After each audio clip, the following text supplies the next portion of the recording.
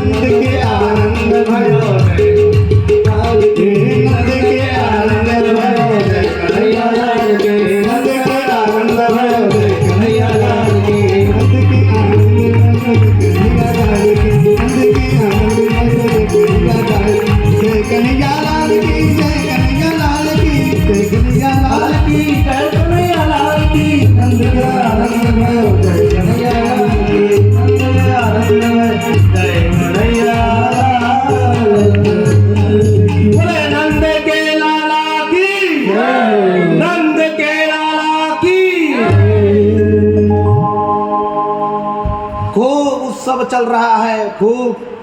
सब जितने भी गोकुलवासी सब आकर के खूब नंद और यशोदा मैया को खूब बधाइयाँ दे रहे हैं। सब गोकुल में जितने भी जन लोग स्त्री बच्चे सबके मन में उमंग है कि आनंद किसके घर में है? नंद के घर में। क्योंकि आनंद सुखदेव महाप्रभु कहते हैं कि नंद के यहाँ पुत्र नहीं है, नंदा आनंद आए हैं वहाँ पर। कौन आए हैं? आनंद। और जहाँ पर आनंद आ जाते हैं तो पूरा परमानंद भी फीका पड़ जाता है, ब्रह्मांड का आनंद भी तीखा पड़ जाता है, क्योंकि साक्षात सच्चिदानंद जहाँ रहते हैं। इसलिए सब लोग गोकुलवासी सब आनंद में है। कई दिन वो हो गया आनंद मनाते, इतने में नंद बाबा को ध्यान आया कि हमने जो है हमको कर्ज जो कर है ना टैक्स, इनकम टैक्स देना चाहिए। अब इनकम टैक्स देने के लिए नंद बाबा आए और नंद बाबा के मन में हाँ कि चलो टैक्स देना चाहिए। सो उन्होंने टैक्स देने के लिए सभी गोपालों को जो है गोपों को नियुक्त कर दिया कि हमारे घर की रक्षा करियो, हम जो जाके कंस को टैक्स दे करके आते हैं। गोपाल गोकुल रक्षायाम निरूप्य मथुरां गतः नंदः कंसस्य वार्षिक्यं करम दातु कुरुद्वः। कि तो अपने बैलगाड़ी में सारा सामान, दूध दही का छौना जो मटका होता है ना दूध दही का, वही है, वही उपज है तो वही टैक्स है। भाई जिसको धन की उपज है वो धन का टैक्स देगा। तो 9 लाख गैयाँ हैं, दूध दही घृत का भंडार है तो वही नंद बाबा लेकर के जाएंगे। तो दूध दही सब घृत का जो है भंडार अपने उसमें अपने बैलगाड़ी में लादे और लाद करके श्री नंद बाबा पहुँच गए। अब नंद बाबा पहुँच गए तो कंस वो पूछने लगा, बाबा इस बार आने में विलम्ब क्यों? बोले महाराज हमारे घर में बुढ़ापे में लाला आ गया और लाला आया, इसकी खुशी में हम लोग सब जो है खुशियाँ मनाने लगे महाराज, इसीलिए हमको देर हो गई आने में, क्षमा करो महाराज। वसुदेव महाराज बगल में बैठे थे, सुन लिए। वसुदेव महाराज तो सब जानते हैं। और उसी समय बातें हो रही थी कि जब नंद बाबा सबका अपना हिसाब किताब सब दे करके जब चलने लगे तो वासुदेव महाराज से मुलाकात किया। वासुदेव महाराज कहने लगे, वासुदेव महाराज को नंद बाबा मिल करके बहुत दुखी हुए कि या कंस ने जो है महाराज मित्र तुम्हारे कई पुत्रों का वध कर दिया। और इस वजह से कुछ ज़्यादा नंद बाबा जो है प्रसन्नता के साथ खुशी अपने मन में कोई हाव भाव नहीं रखा, क्योंकि मित्र हमारा दुखी है तो अपना दुखी ज़्यादा, अपना सुख ज़्यादा मत दिखाओ। अगर मित्र अपना सुखी है तो अपने साथ जो सुख हो रहा है उस सुख को अपन श्रवण बता सकते हो। परंतु मित्र अपना दुखी है कि 6 पुत्रों का वध कर दिया इस कंस ने। 7वीं जो है आकाश, 7वीं माया हुई वो आकाश में उड़ गई, तो इस कंस पापी ने तो जो है दुख में डाल दिया वसुदेव महाराज को। इसीलिए नंद बाबा सुख नहीं बता रहे हैं, अपने ज़्यादा है कि भैया भगवान के कृपा से हमारे घर में पुत्र हो गया, परंतु अपन उस पुत्र को सुख में वसुदेव महाराज को सुखी कर रहे हैं कि महाराज आप लोगों के ही सब आशीर्वाद से पुत्र हुआ। और वसुदेव महाराज भी नंद बाबा के भाव को समझकर कह रहे हैं कि बाबा अब तुम देर मत करो, अब तुम अपने जा करके सीधा गोकुल जाओ। मैं ग्रहमान नक्षत्र देख रहा हूँ कि यहाँ पर कुछ होने वाला हो, अनहोनी ना हो, इसलिए तुम शीघ्र जाओ। चूँकि जिस प्रकार से काल योग के हिसाब रूप से आकाशवाणी हुई, फिर इतने दिन से वो आकाशवाणी को याद रखते हुए जो है उसने पूतना नाम की एक राक्षसी को जो है वसुदेव महाराज के सामने ही बताया था कि अगर जितने भी 8 दिन के बच्चे हों, बालक जन्म लिए हों, सबको जा कर के मारो, कहीं उसमें हमारा काल ना आ गया हो तो काल को बढ़ने से पहले ही उसको मार दो। इस प्रकार से पूतना को जो है कंस ने आज्ञा दिया। और उसी समय सब प्रकार की नीति को समझाते हुए जब समझा रहे थे तो उसी समय वसुदेव महाराज सुन लिए। और वसुदेव महाराज तो जानते हैं कि मैं अपना लाला इनके यहाँ छोड़ करके आया हूँ, ये बात तो कोई जानता नहीं है, परंतु आप जाओ, आपके यहाँ आपके गांव में कोई उपद्रव आए इससे पहले आप जाना चाहिए, आप शीघ्र जाइए। अब इस तरह से नंद बाबा वहाँ से चल दिए। इधर उत्सव चल रहा था, सब जो है गोपियाँ आ रही थीं, सब माता यशोदा को बधाई देने के लिए। उसी समय पूतना देखी जो दूर से देख करके विचार करने लगी, अवश्य ही इस घर में कोई लाला हुआ है, इसीलिए सब गोपियां आ रही हैं, थाली भर भर के बधाई लेकर के आ रही हैं, इसीलिए चलना चाहिए, पहले यहीं से शुभारंभ करना चाहिए। और पुत्र खुशी की हमको महक यहीं से आ रही है। सो उसे एक सुंदर सी नारी का रूप धारण किया, सुंदरी, और बन करके आ गई और माता यशोदा के सम्मुख प्रकट हो गई, खड़ी हो गई, गोपियों के झुंड में आई, गोपियों के संग में, और खड़ी हो गई और कहने लगी, बहन तेरे लाला को क्या मैं भी ले सकती हूँ, मैं भी थोड़ा सा लाड प्यार कर सकती हूँ, क्योंकि तुझे बहुत दिनों बाद तुझे पुत्र प्राप्त हुआ है, इसलिए तेरी खुशी में मैं भी आ गई। अब यशोदा माता तो जाने ना, गांव की जितनी भी गोप बधू गोपियां हैं सबको माता जानती हैं, परंतु ये नई नवेली कहाँ से आई, इससे तो कहीं परिचय नहीं है हमारा। परंतु हो कोई आई हो, परंतु अब इस खुशी में कहीं इसको बुरा ना लगे, हो ठीक है, मेरे लाला को ही तो गोदी में लेगी, और इसीलिए गोदी में दे दिया और थोड़े से कामों में व्यस्त हो गई। और इसी प्रकार से अब सोच रहा उसने कि मौका बढ़िया है, अब इसी को विष लगा करके स्तनपान करा करके इस लाला को यहीं पर समाप्त कर देती हूँ। और जैसे हाथ गोदी में अपने बिठाया, उसी समय भगवान नेत्र बंद कर लिए। बोलबा के बिहारी लाल की जय। अब नेत्र क्यों बंद कर लिए महाराज? नेत्र इसलिए बंद कर लिए कि ये जो है मन में पाप भर के आई है, पाप और है तो राक्षसी, लेकिन मेरे माँ के जैसा रूप धारण करके आई, मासी जैसे बन के आई, इसलिए कहीं पापनी राक्षसी अगर मेरे को देख लिया, मेरे नयन में इसका नयन पड़ गया, तो ये अपना रूप प्रकट कर लेगी, यानी माया इसकी गायब हो जाएगी, क्योंकि मायापति के आगे माया की चलती नहीं है। अब दूसरा कारण एक महाराज और कहते हैं, दूसरा कारण ये कारण से आंख बंद कर ली भगवान ने, चूंकि कि विष पिलाने आई है, और अगर विष पिलाने आई है तो विष पीने का तो अभ्यास हमारे महादेव जी को है, तो इसलिए हम महादेव जी का हम आवाहन करें, महादेव जी हमारे आके विष पान करें। हमें तो भैया विष पीने की आदत नहीं है, हमें तो माखन मिश्री की आदत लगानी है जो, इसलिए हम विष हमारा पीना काम नहीं है। सो महादेव आप भोले भंडारी तुम ही आओ और हमारा कल्याण करो बाबा, इसलिए महादेव को ध्यान करने लग गए। अब दूसरा महाराज, दूसरे संत कहते हैं कि नहीं ऐसा नहीं, इसका कारण ये है। तो इस प्रकार से अनेकों संतों ने अपना अपना कारण जो है दिया, और जैसे ही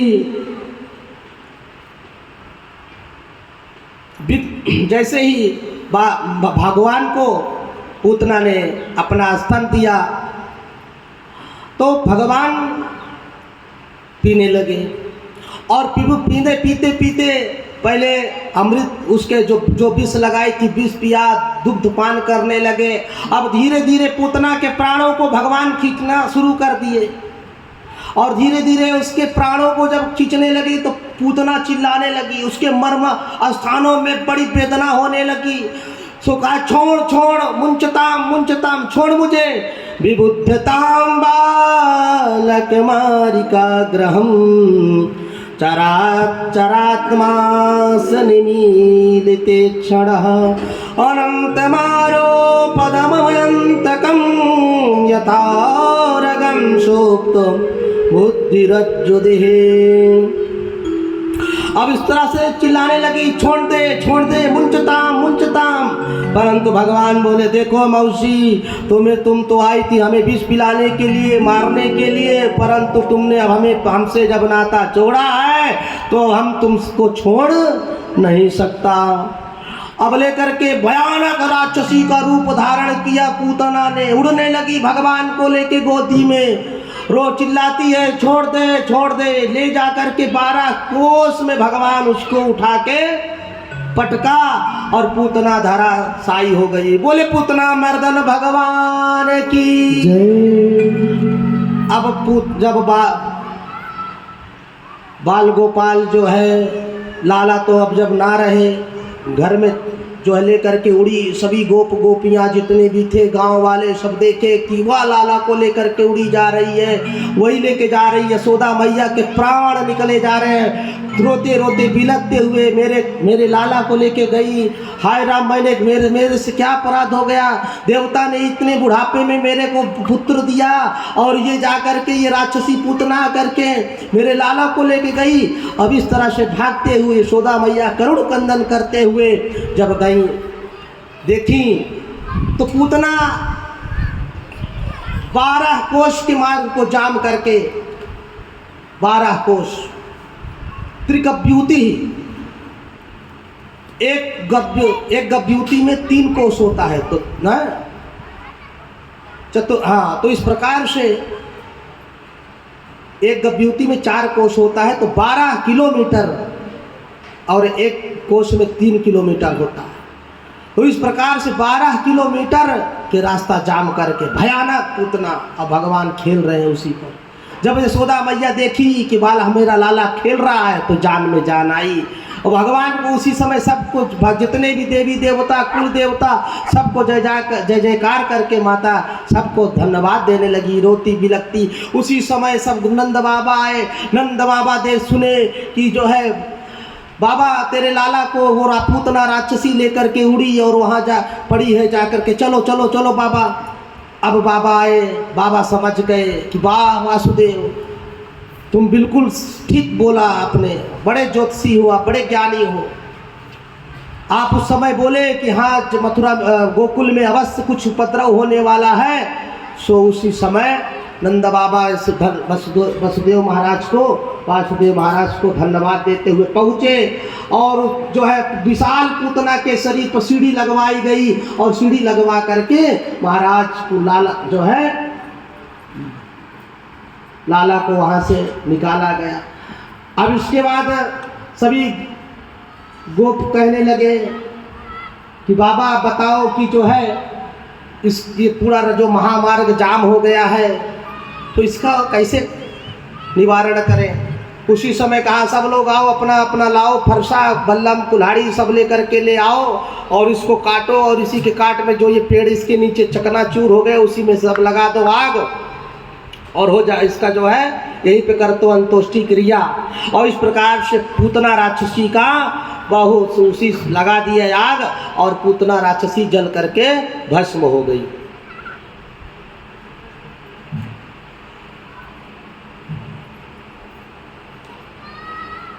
अब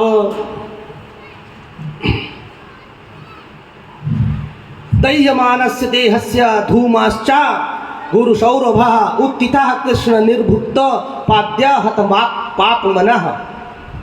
सुखदेव महाप्रभु कहते हैं कि राजन उसके जलते हुए धुएं से इतनी सुंदर जैसे कमल पराग की खुशबू, अनेक प्रकार की सुगंधित खुशबू चारों तरफ फैल गई। सभी जो है पूरे मथुरा मंडल कि लोग सब सोचने लगे कि आखिर इतना सुगंधित द्रव्य आ कहाँ से रहा है, सुगंध कहाँ से आ रहा है। सुखदेव महाराज कहते हैं कि राजन ये भगवान जिसके ऊपर कृपा कर दे वो अधम से अधम भी जो है वो पूजनीय हो जाता है, माननीय हो जाता है, देवता हो जाता है। इसी प्रकार से जो है वो माँ बन करके आई भगवान सम्मुख को, अपने भगवान के सम्मुख और अपना स्तनपान का जो है उसने निवेदन किया और उसी स्तनपान की वजह से भगवान उसको माँ की जैसी गति दिया, माँ जैसी गति दिया। पूतना लोक बालघिनी राक्षसी रुधिरासना जिघांसयापि हरये अस्तनं दत्त्वा सद्गतिम्। ये स्तनपान देने के कारण पूतना को भगवान ने अपना सद्गति जो है उसको दिया। अब पूतना का इतनी क्रूर निंदित कर्म करने वाली, बालकों को उठा ले जाने वाली, बालकों के जो अबोध जन जो कुछ ही दिनों में 2, 4, 10 दिन, 15 दिन, 1 महीना जो बालक जन्म लेते हुए हो उसी को उठा ले जाए, मार के उसका खून पी ले। रुधिरासना जिसका आसन व्यसन खून है, रुधिर है, ऐसे निंदित कर्म करने वाली जो है पाप अग्नि पूतना को भी भगवान मार करके उसको सदगति प्रदान दिया, सिर्फ एक छोटे से निवेदन से कि लाला मेरा दुग्ध पान कर। और उस खुशी में भगवान जो है उसको प्रदान करी और जो सदगति प्रदान करी। तो बताओ राजन, जो भगवजोर अपने निरंतर शुद्ध मन से और विशुद्ध प्रेम लेकर के जो भगवान के चरणों में निवेदन करते रहते हो, तो क्या भगवान उसको अपना परम पद नहीं देंगे? इसमें कौन सा आश्चर्य है? बोले पूतना मर्दन भगवान की ये तद पूतना मोक्षम कृष्ण सर्वक मदभूतम शृणुयात् सत्तयामर्तो गोविंदे लभते गतिम। किस प्रकार से भगवान ने पूतना को अपना सायुज्य सामीप्य सारूप्य और जो है चारों प्रकार की मुक्ति प्रदान किया, और पूतना जो है भगवान के धाम को चली गई। तो इस प्रकार से सुखदेव महाप्रभु कहने लगे कि राजन, अब भगवान को लेकर के जब आई यशोदा मैया, तो पहले लाला को गोरज में, जो गो का रज होता है ना, वो गोरज में भगवान को खूब गोरज से भगवान पूरे बदन में लगाया। और इसके बाद पंचगव्य, गाय माता के दूध, गाय माता के दही, गाय माता के घी, गाय माता के मूत्र और गाय माता के गोबर को मिला करके प्रधान मात्रा सम मात्रा में फिर पंचगव्य तैयार किया, और पंचगव्य से भगवान का अभिषेक किया। पंडितों ने खूब वेद मंत्र से, शांति पाठ से लाला का अभिषेक करवाया। माता ने उदार मना होकर के सबको खूब दक्षिणा दिया, और सब ब्राह्मण दक्षिणा पा करके जय हो, आयुष्मान चिरंजीव हो, यशोदा तेरा लाला आयुष्मान हो, चिरंजीव हो, इस प्रकार से आशीर्वाद दे करके ब्राह्मण लोग दान दक्षिणा ले करके चले। कुछ दिन बीतते कि लाला 27 दिन के हो गए। कितने दिन के? तो को कितने 27वें दिन क्या आता है? अपना जन्म नक्षत्र आता है 27वें दिन। कितने दिन में आता है? हाँ, 27वें दिन में अपना जन्म नक्षत्र आता है। आप कोई भी नक्षत्र में जन्म लिए हो, परंतु आपका जन्म नक्षत्र 27वें दिन आ जाता है। लाला 27वें दिन के हो गए, और जब लाला 27वें दिन मैया ने आज खूब पूजा की तैयारी करी कि आज अपने लाला को नक्षत्र है, पूजा करेंगे।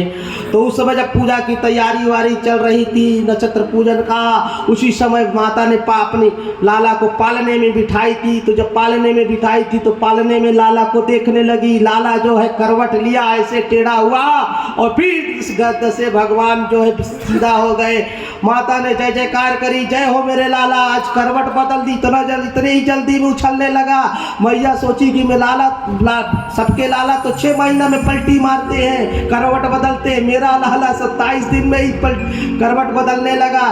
खुशी से पागल हो गई यशोदा मैया, और सारे व्रत जो है गोकुल में हिलोरा पिटवार दिया। आओ सब लोग हमारे घर में, सब लोग गाना गाने आओ, करवट बदलने को बुला हुआ है। ए नाई, जाकर के गोकुल में दे दे तो आई कि हमारे घर में करवट बदलने को बुला हुआ है। बोलो राधे राधे।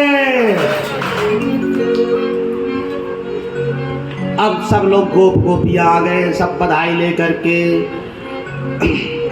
अब उसी समय माता खुशी से जो है भगवान रोने लगे। बोले माता बताओ माता, तो देखो हम करवट क्या बदल ले। सबको खुशी में सब नाचने लगी, सब लोग आने लगे, और हमारा कोई जो है ध्यान धरने के लिए, रखने के लिए माता का जो है मन ही बदल गया। जो लाला जोर से रोए, और जब जोर से रोए तो माता ने गोदी में उठा ली, और गोदी में उठा करके माता ने लाला को दुग्ध पान कराया। और दुग्ध पान करा करके उसी समय जो है लाला ने कहा, माता ने कहा कि लाला अब तू जा करके पालने में बैठ।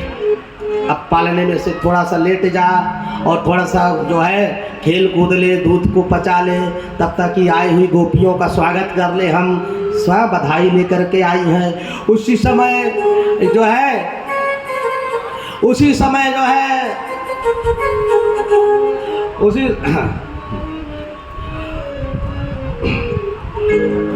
अब उसी समय जोगी महाराज अब इधर भगवान भोलेनाथ को लाला से मिलने की बड़ी इच्छा हुई, चलो लाला का। तो उसी समय जो है काकभूसुंडी महाराज को याद किया। काकभूसुंडी महाराज भाई आ गए, कहा चलो काकभूसुंडी चलो लाला का दर्शन करिए आवे। लाला का दर्शन तो करिए आवे महाराज, लेकिन इस समय जो है पूतना जब से मरी है उधर बहुत जो है गांव वाले सख्त हो गए, बिना जाने पहचाने लोगों को अंदर आने नहीं देते, वही लाठी से मार के तोड़ देते हैं।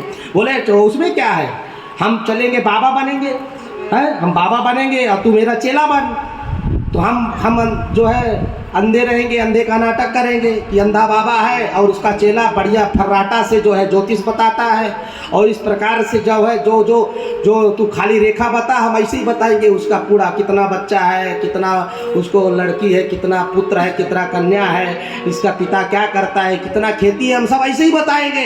और जहाँ बात सच निकलने लगी, देख मेरे पीछे कितना लाइन लगाएगा लोग। इसके बाद चल दिए। उसी समय काकभूसुंडी एक जो है ब्राह्मण के भेष धारण करके, ब्राह्मण पुत्र का भेष धारण करके चल दिए। भगवान जो है सुंदर एक संत महाराज का भेष बना करके, रूप बना करके चल दिए कि गोकुल की गलियों में झूमे जोगी मतवाला, गोकुल की गलियों में झूमे जोगी मतवाला, अलख निरंजन खड़ा पुकारे, देखूंगा आनंद का लाला।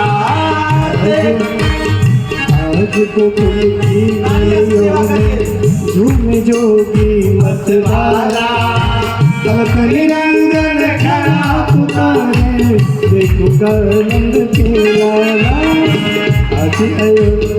आज गोकुल की गलियों में झूमे जोगी मतवाला, अलख निरंजन खड़ा पुकारे, देखूंगा आनंद का लाला। आज गोकुल की गलियों में झूमे जोगी मतवाला, अलख निरंजन खड़ा पुकारे, देखूंगा आनंद के लाला।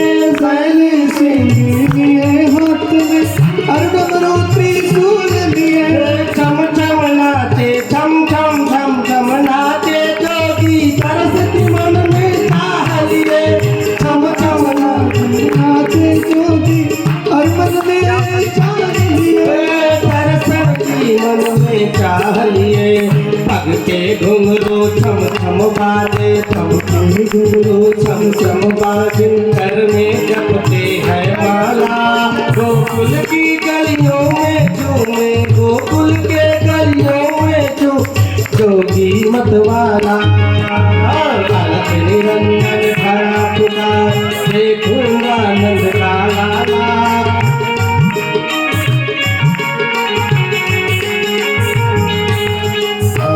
गोकुल की गलियों में, आज गोकुल की गलियों में झूमे जोगी मतवाला, अलख निरंजन खड़ा पुकारे, देखूंगा आनंद के लाला।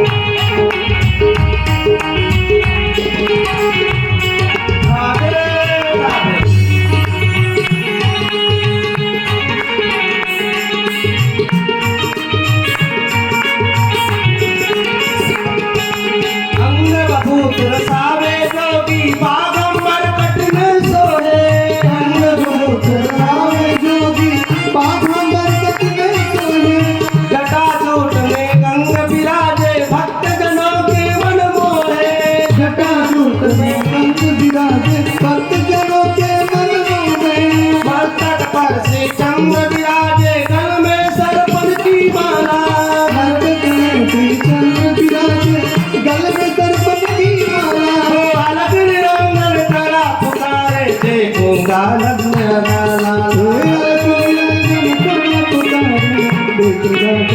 आज गोकुल की गलियों में आज गोकुल की गलियों में जो में लोगी मत वाला अलग निरंजन करा पुकारे देखूंगा नग्न लाला गोकुल की गलियों में घूमे जोगी मत वाला अलख निरंजन करा पुकारे देखूंगा नंद के लाला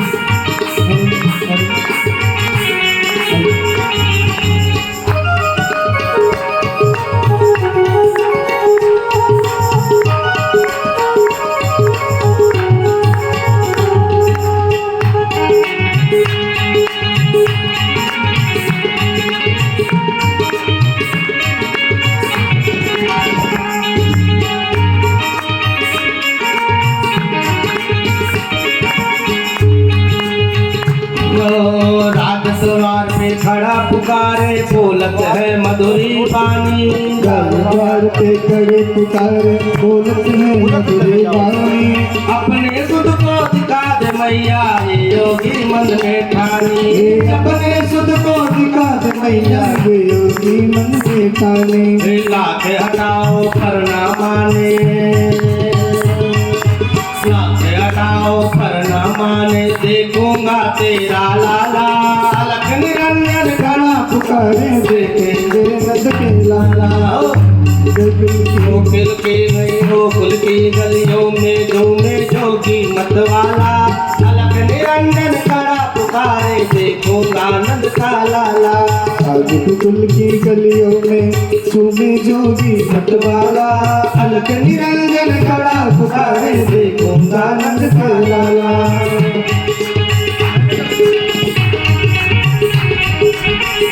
ज्यादा वजन में डालो नहीं गाना नीचे गिर जाएगा जय हो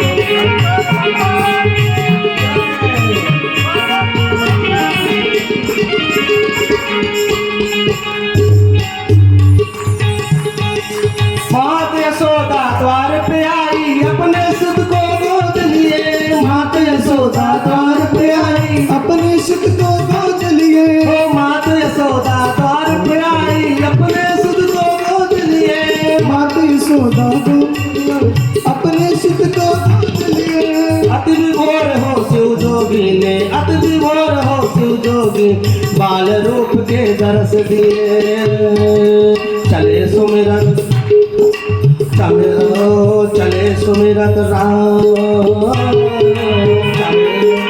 चले सुमिरत कृष्ण नाम को कैलाशी काशी वाला अलख निरंजन खड़ा पुकारे देखूंगा नंद का लाला गोकुल की गलियों में घूमे जोगी मत वाला अलख निरंजन खड़ा पुकारे देखूंगा नंद के लाला गोकुल की गलियों में घूमे जोगी मत वाला अलख निरंजन खड़ा पुकारे देखूंगा नंद का लाला हो अलख निरंजन खड़ा पुकारे देखूंगा नंद के लाला हो अलख निरंजन खड़ा पुकारे देखूंगा नंद के लाला ओम नमः शिवाय ओम नमः शिवाय हर हर भोले नमः शिवाय नमः शिवाय ओम नमः शिवाय हर हर भोले नमः शिवाय ओम नमः शिवाय ओम नमः शिवाय हर हर भोले नमः शिवाय नमः शिवाय ओम नमः शिवाय हर हर भोले नमः शिवाय नमः शिवाय ओम नमः शिवाय हर हर भोले नमः शिवाय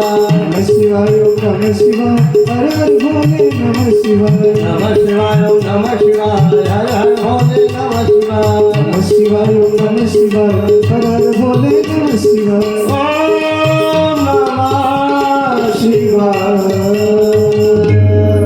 बोलो हर हर हर हर महादेव भगवान भोलेनाथ दर्शन किए लाला का और दर्शन करके मंत्र मुग्ध हो करके और जैसे बाबा देखा तो लाला रोने लगे। लाला इतना जोर से रोए कि मैया सोचने लगी कि अरे बाप रे, ये कौन सा जोगी ने हमारे ऊपर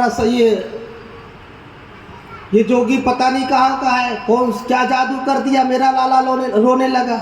और जैसे ही लाला को रोते हुए देखे कि मैया के मन में कुछ संशय हो रहा है, तो भोलेनाथ ने जोर से रोना शुरू कर दिए और चरण पकड़ के खूब लाला को रोए। और जैसे जब रोए तो भगवान जो है बाल कृष्ण लाल हंसने लगे, खूब किलकारी मार के जब हंसने लगे तो मैया की जान में आया, ही तो जादू, ये तो जोगी बड़ा जादूगर है, भैया रोता भी है और रुलाता भी है। और मैया गदगद होकर के बाबा मेरे खूब लाला को आशीर्वाद दियो, खूब आशीर्वाद, मेरे लाला खूब आयुष्मान हो गए। बाबा लड़क जो है उसी समय कागभूषुंडी महाराज थे, बोले देखो दे मैया, ये तुम्हारा लाला बहुत ही कारीगर होगो, ये तुम्हारा लाला बहुत ही जो है बलवान निकलेगा, सभी शत्रुओं का मान मर्दन करेगा और बहुत ही जो है ये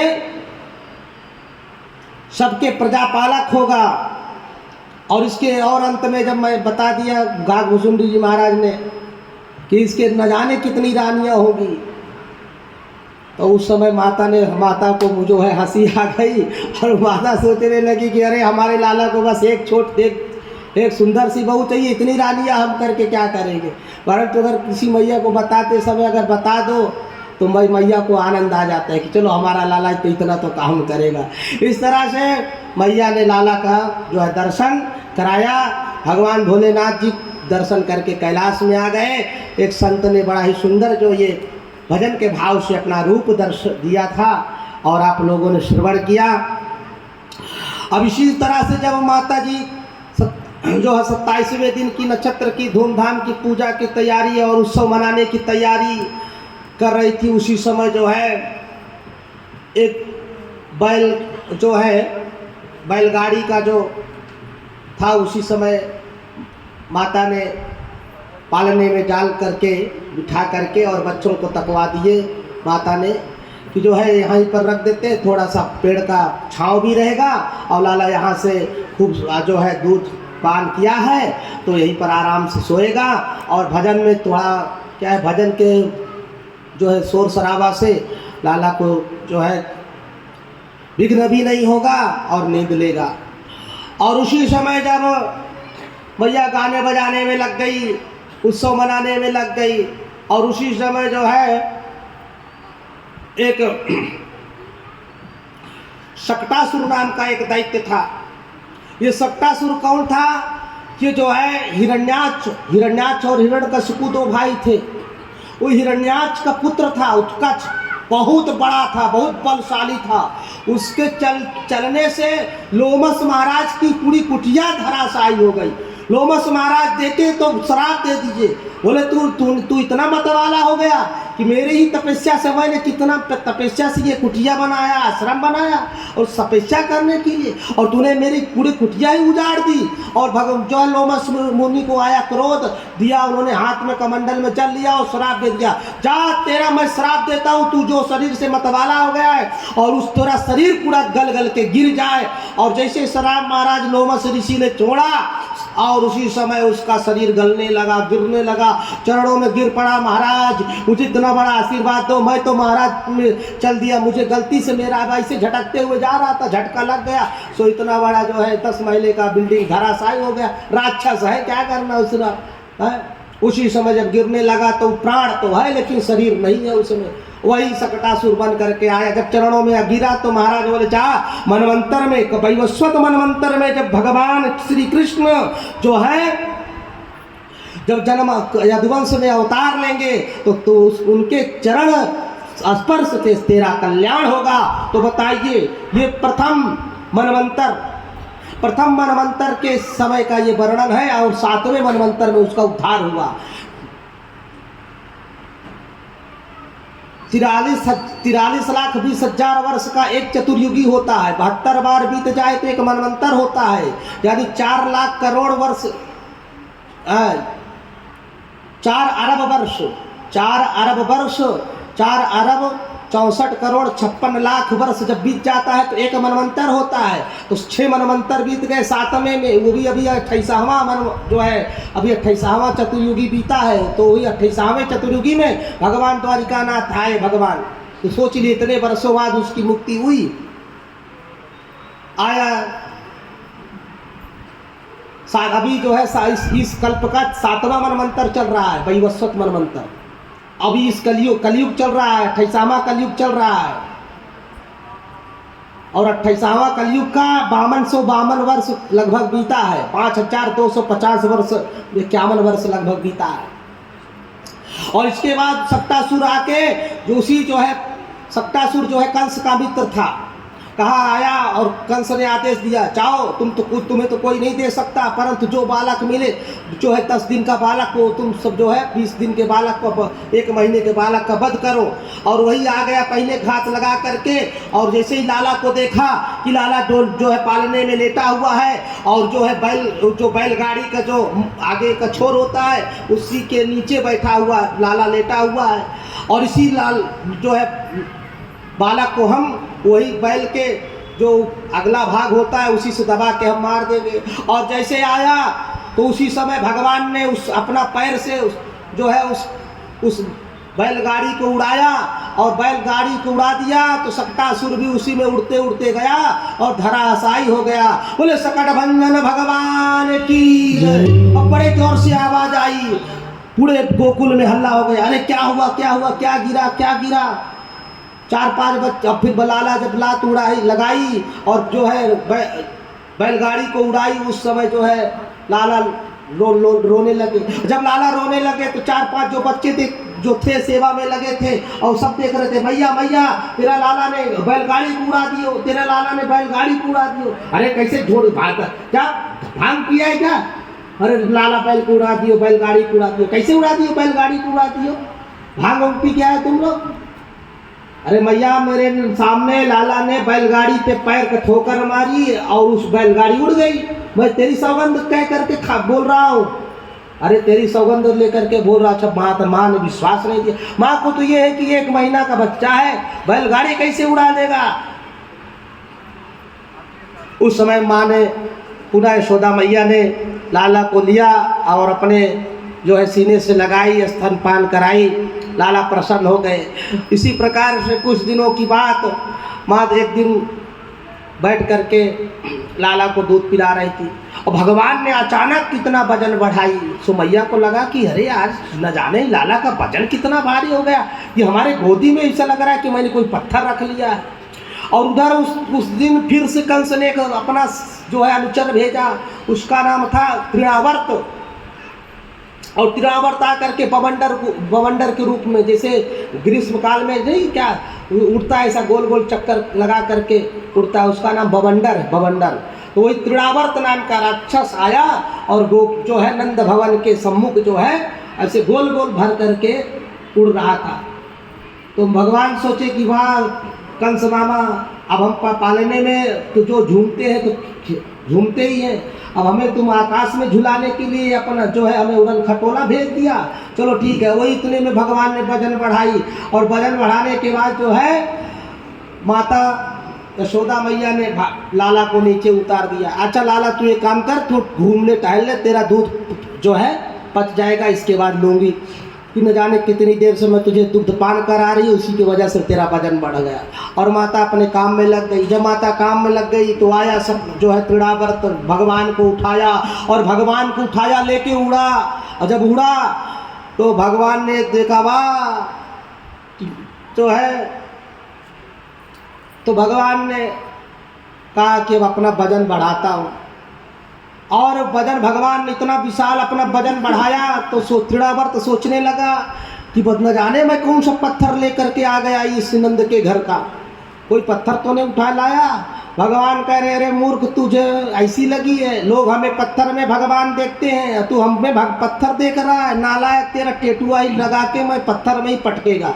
वही भगवान ने गले में उसका टेटुआ पकड़ा और जे लेकर के पहुँची जो है गोवर्धन के पर उसी पर्वत पे गिरा के दे पटका, सो जो है तृणावर्त का उद्धार हुआ। बोल तृणावर्त भगवान उद्धार भंजन भगवान की जय। और तृणावर्त का उद्धार कर दिया भगवान की। ये तृणावर्त जो था, ये जो है पांडु देश के राजा सहस्त्राक्ष थे, और सहस्त्राक्ष थे ये जो है उस समय नारद जी महाराज इसके सामने से गए, और इसके सामने से गए तो नारद जी महाराज को प्रणाम नहीं किया, और जब प्रणाम नहीं किया तो नारद जी महाराज इसको श्राप दे दिए कि जा तू जो है हवा हो जा। क्या हो जा? हवा हो जा। हवा की तरह तू गोल गोल घूम, तो हमें घूम करके तू मजाक कर रहा है, हमारा हंसी उड़ा रहा है। इसी प्रकार से नारद जी के श्राप से वो तृणावर्त हुआ, और एक तृणावर्त को भगवान ने आज मुक्ति दिया। बोले कृष्ण कन्हैया लाल की जय।